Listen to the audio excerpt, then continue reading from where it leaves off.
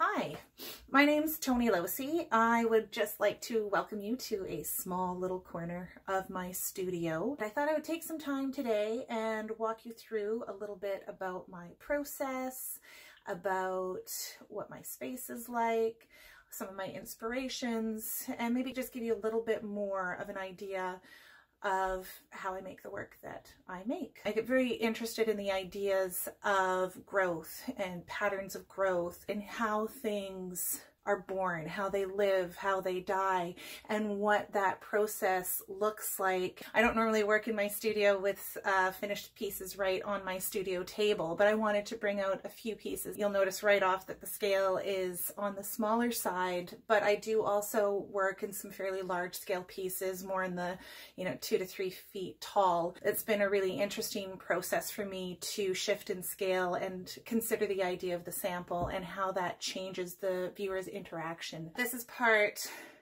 I call it my egg series. This really is inspired by things like moss and slime molds. You'll see there's quite a few layers on what I guess initially might seem like a really simple form, but there's layers and layers of texture being added. All these different layers are actually little individually fired and glazed porcelain pieces that are inserted into a leather hard earthenware hollow form that I've thrown on the wheel. I get really excited about layers and layers of details and really building these up as I go along. I thought it best to show you a few pieces at the start so we kind of know some of the details that we're talking about.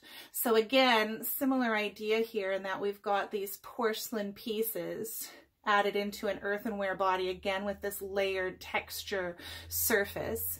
But here you'll see this area that's actually dripping, where I'm really working with capturing the movement of the glaze and catching it so you still can feel that movement even once the piece has cooled and is finished. I was privileged enough to be chosen as one of Ceramic's monthly 2020 Emerging Artists this year, and this is one of the pieces that was shown in the magazine, so that was a big moment for me. You actually have porcelain extremities added on here alongside earthenware ones, and then all kinds of layers of slips and glazes and oxides, and then we've got all sorts of movement in the glaze that's happening here as well. There's something really interesting to me in working in such a way that I feel like I'm working with building blocks. So all these different variations in sizes, and I was able to start putting all these pieces together, being inspired by nature and how it grows. So working within a set of rules that I, as the maker, had the ability to kind of tweak and twist to fit the type of work I wanted to make, but starting from smallest to largest, or this idea of something being a little more closed and getting more open as it went along. I just wanted to first of all show you, just because I feel this is a helpful little hint, what's fantastic is it's really just this great sealed container. I know a lot of people make what's called a plaster box. It's going to be a little bit hard to show you these here. Oh, they're all tipping, but that's okay. Basically, what this is it just becomes a storage container for me as I keep I'd make all these thrown extremities that I add onto my sculptures. And so I can keep them in here for an indefinite amount of time. They stay nice and damp and usable, a nice leather hard stage.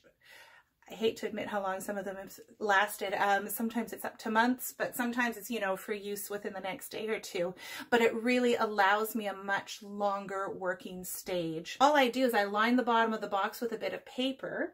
And if I find that it is starting to dry out, or I've been leaving it open because I've been working out of it for a little bit of time, all I do is I come in, give it a nice little spray, just add a little bit of moisture back into that box.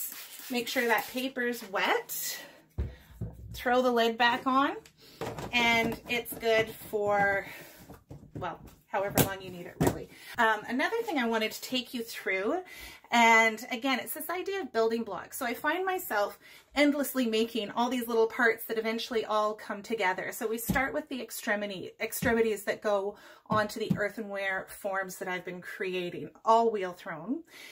And then just like from the egg series, now what I'm starting to do quite frequently is I'm bringing in little hand-built porcelain pieces. So I've just got a little bit of porcelain here, and you'll probably, I don't know if you can tell on my table here, but it is always covered in a little bit of red clay. So what I have here is just a nice plaster board. So it allows me to have a place that I can work with white clay without an issue. And it also just keeps me, I guess, clean. Start rolling out a nice little coil of clay.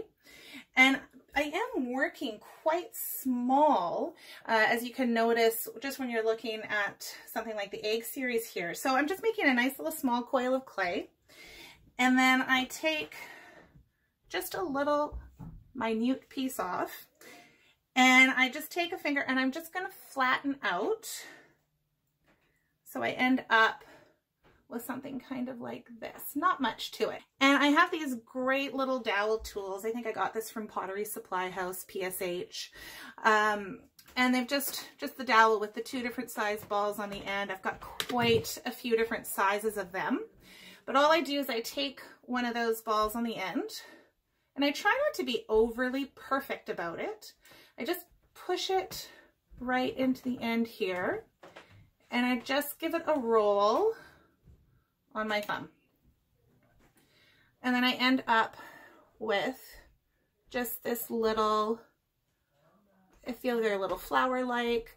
Again, if you take any time looking at slime molds, you'll see that this is a pretty standard shape within that kind of system. And most of the time I work in my studio, but when it comes to making these, they literally can take me hours because it becomes a little bit tedious and laborious. So this is actually a job that I can find if I want to watch a little show. If I find that the little wooden ball is starting to stick a little bit too much into the opening, I always just have a little container here. So just a little container of cornstarch. Take a second, dip the end of the ball in that, knock it off, and it makes all the difference, and you can keep using these for hours and make hundreds of them. If you're looking more at the extremities or I always think it looks like a little bean shoot just coming out, something like that, then it's the same basic start, just a little bit of porcelain, and then I just start narrowing it on the one side, trying to keep it fairly full at the top and more narrow at the bottom. And then often what I'll do is I'll roll it through my hand. It starts to give it a nice little twist that becomes a little less planned and specific, creating those little twists in those pieces. During the firing, it will continue to twist and move, and so it starts to feel like it's moving on its own and be a little less decided by me. I want to focus again talking about that idea of the building block. So you'll notice I've got this little collection of things behind me here. And what's really happened over time is that the number of building blocks I work with has increased quite a bit. So I started with those earthenware extremities that I showed you right at the start. And then we start looking at things like the lichen or the slime molds. And what we have here is you'll just start to see that I have containers and containers of all types of different pieces that have all been bisque fired. It gets even a little crazier because, again, because we were talking about temperatures, the earthenware pieces are going to be quite lower than the porcelain pieces. I have to actually glaze the porcelain pieces before I put them into the earthenware. So they've actually gone through and been fully glazed and fired before they are put into a leather hard earthenware piece. I have all kinds of collections of pre-glazed and sorted out different shapes of colored glazed pieces. If you think about it, I start with an earthenware body, then earthenware extremities typically, then I'm bringing in glazed porcelain pieces into that. And then I go a step further. I've got all these, what I call glaze buttons. Now, This is where I think maybe I'm getting a little bit crazy, but the glaze buttons I make myself. It's a glaze that I've spent a fair bit of time formulating, and it's part of what you're seeing as the movement in that piece that I showed you from Ceramics Monthly. And what I do is I actually have a glaze that becomes quite workable, very similar to what clay would feel like.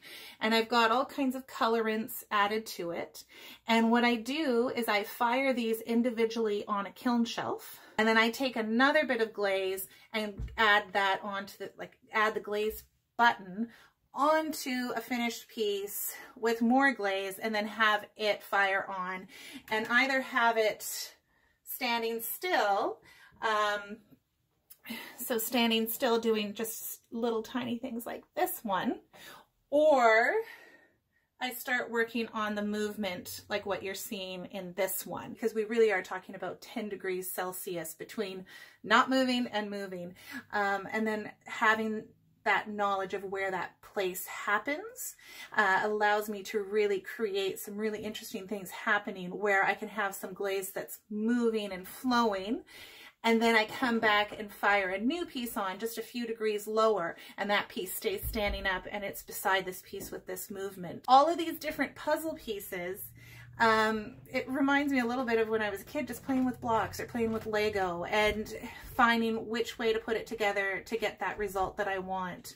I really enjoy that part of the making, that part of the process, and find that, I mean, obviously it's the thing that I'm drawn to, because as I continue to push my work further and find new surfaces, new developments, basically what keeps happening is I just keep adding more building blocks to my process. Hopefully that has taught you a little bit about what I do and a little bit about behind the scenes here in my studio. But again, thank you for your time, and I hope you learned something new today. Thank you.